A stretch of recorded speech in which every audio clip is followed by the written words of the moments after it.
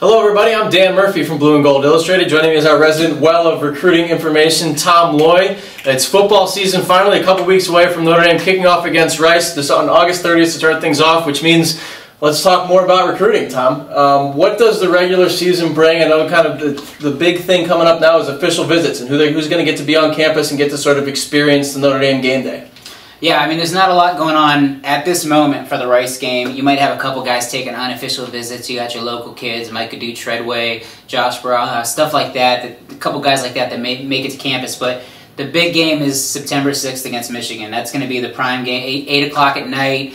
Wild atmosphere. It's going to be crazy on campus. Notre Dame has usually one night game a year now for the past few years, and that's always been sort of set up as their big recruiting pitch day, whether it's USC or Michigan a couple of years ago. And you know, they've brought in a lot of big names for that. It hasn't always been a huge success as far as nailing guys down from that. Who are some of the guys that are important for them to impress during that Michigan weekend? Well, if you look at this class alone, you're going to get, you know, the headliner is Soso Jamabo, 4-star running back out of Plano, Texas, Plano West High School.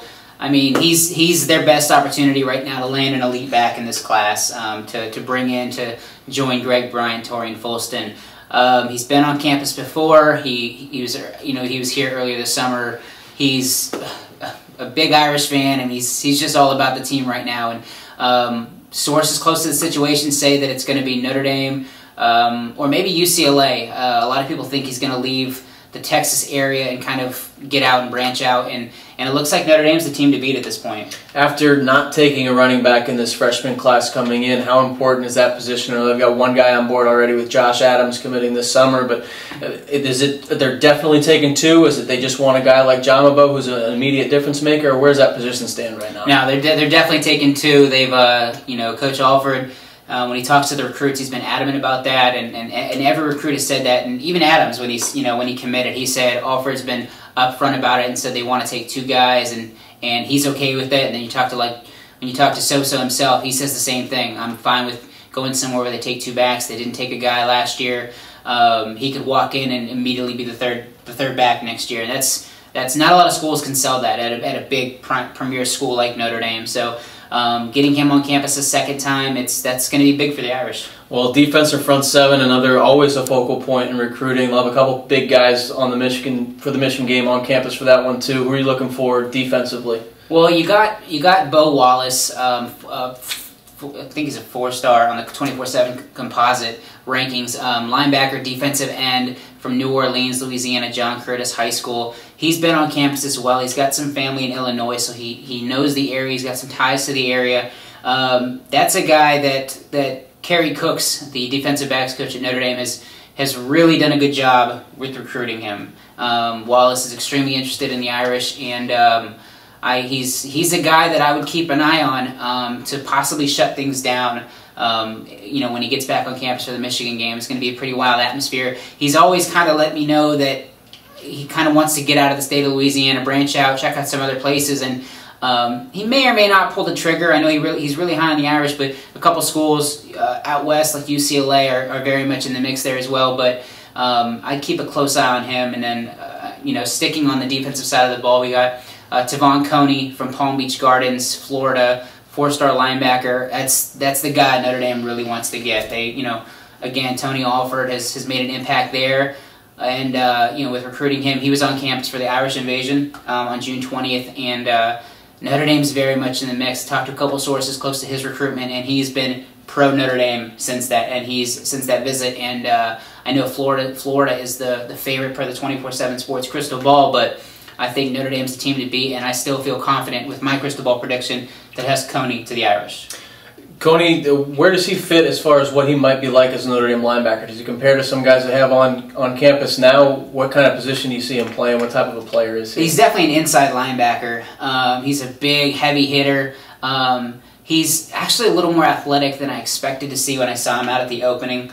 He's pretty athletic and goes side to side, but he's a thumper, man. He brings the pain when he hits the guys, and so I think he would be a welcome addition to this team, bring a lot of toughness and physicality to the defense. So, I think Irish fans would be very pleased to land a commitment from Coney. The one other position that would probably be at the top of the must-gets for this class coming up is quarterback. Notre Dame's probably not going to get one for their 2015 class, I guess, but for visitors coming in, 2016 kids, juniors in high school right now who might be here a couple years down the road. A couple of those big names here coming up to the Michigan game too, with Shea Patterson and Malik Henry. Are those guys pretty close? How are those guys sitting with Notre Dame right now? Well, it doesn't get much better than getting 2 5-star kids on campus for a premier game like the Michigan game.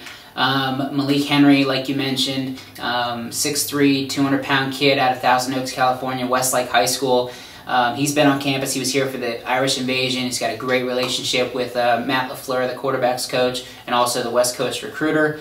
He and his father were on campus, and they loved everything they saw. And, I mean, that's a kid that he's going to look at a lot more than depth chart. He's not afraid of competition, and he's looking at the big picture when it comes to schools. And getting him on campus is big for Notre Dame. And like you mentioned, another 5-star kid, Shea Patterson, out of Shreveport, Louisiana. He's got some Midwest ties. I believe he grew up in Toledo. His dad spent some time on or around campus when he was younger at Notre Dame, and he's got some family pretty local to South Bend. I know that they locked in their trip, they locked in their visit plans, and he's going to arrive in Chicago the day before the game that night, spend some time with the coaches and the players and things like that, and then he's going to be going through the tours on Saturday before the game, and hopefully they both hope to do the walk with the team when they get here. But I have a crystal ball prediction right now for Patterson to Notre Dame. I had one to Henry a while back, and then he took the trip to Florida State, and it kind of blew him away. And I know sources close to the Seminole program are pretty confident that he ends up in Tallahassee. But Matt LaFleur's keeping Notre Dame very much into it with him, and you never know. I mean, I know he wants to make a decision sooner rather than later.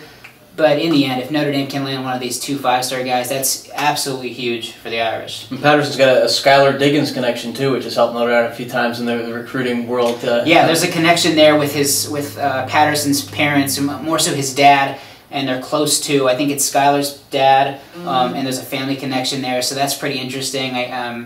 It's just another thing to watch. I mean, Notre Dame's very much in the mix there, whereas a lot of people have him pegged to LSU. If Patterson doesn't go to NotreAme and he looks elsewhere, I still wouldn't say LSU's the favorite. I would actually pick another school at this point. So it's pretty crazy. I mean, I know that the LSU brought in his brother Sean to be the graduate assistant, an offensive graduate assistant there, and again, the crystal ball looks pretty strong in LSU's favor, but I couldn't disagree more with it. Well, the Michigan game will be a chance maybe to see Notre Dame hit that another level, another gear on their offense for the first time. We don't know what we'll see against Rice, whether they'll blow everything out against a team that doesn't have the reputation Michigan does. But Brian Kelly's talked all offseason about sort of opening up the offense a little bit, especially letting Everett Golson play fearless as opposed to a couple of years ago when he wanted him to be as cautious as he could be, throwing the ball out of bounds at the first sign. Is that something these kids pay attention to and see? Here's a head coach who's going to let me run around and be myself as a quarterback and make big plays? Yeah, definitely. I think if I'm a quarterback, I want to go somewhere they're going to throw the ball, and it doesn't even have to be that they're going to throw the ball 50 times, because otherwise, I mean, all the good quarterbacks would have gone to Hawaii or Texas Tech back in the day, things like that. But I think they want to be in an offense that fits their style, but they also want to go to a place that's going to put up points. I don't think they want to go somewhere that's filled with 3-and-outs and where they're going to run the ball 30, 40, or, a bunch of times per game where each back gets 20-plus carries. I think Notre Dame mixes it up pretty nicely, and I think if they can really put some points on the board, open it up, and a big convincing win over Michigan, even a close win is going to be a big thing, but they just want to see progress offensively, and I think that they're going to be seeing something pretty special out of Everett Golson this year compared to what they saw last year from Tommy Rees. So that's the first week of September, basically 3 or 4 long months of football to follow after that. What are some of the other games that people are looking forward to, both at Notre Dame and maybe somewhere else where they can at least put themselves on showcase in front of some good recruits? October 4th, you got the Stanford game. We got some big names coming in for that as well. You got Porter Gustin, 4-star linebacker, defensive end out of Utah. Equinemius St. Brown, a wide receiver out of California, Servite High School in Anaheim where Troy Nicholas went. And Achille Ross, another kid out of California, 4-star cornerback from the West Coast. And I mean, that's a kid that was on campus for 4 days, attached to the hip that we mentioned on blueandgold.com, where he was attached to the hip of Coach Cooks the entire trip.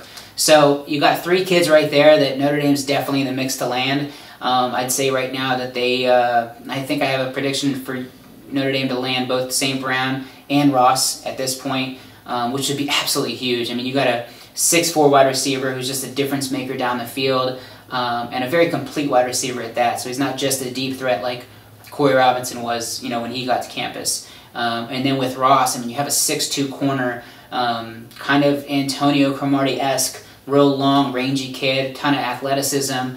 I mean, there's a reason that Notre Dame stopped recruiting John Reed out of Philadelphia, another 4-star cornerback who just committed to Penn State.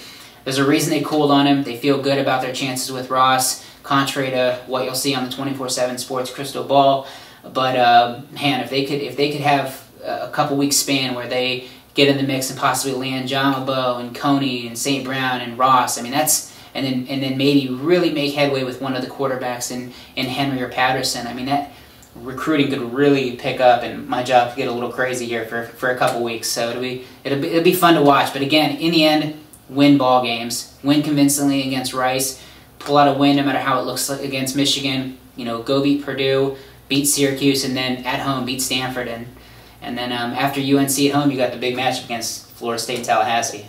A lot of work ahead for you, a lot of work ahead for Notre Dame coming up in the next few months. We'll continue to check in throughout the season and give you updates on recruiting and everything else Irish football. Check out blueandgold.com in the meantime, and thanks for joining us.